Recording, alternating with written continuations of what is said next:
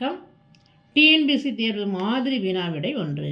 இந்தியாவில் முதல் செயற்கை நுண்ணறிவு நகரம் அமைக்கப்பட உள்ள இடம் லக்னோ.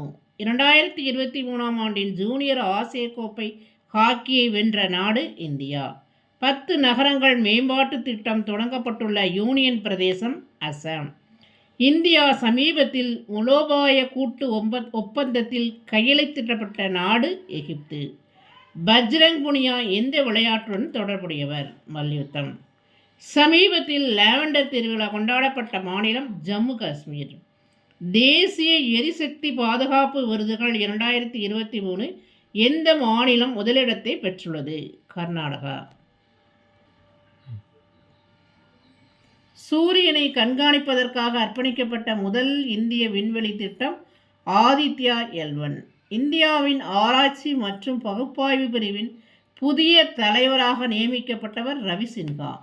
சிம்லா குன்றுகள் அமைந்துள்ள பகுதி இமாச்சல இமயமலை. நன்றி.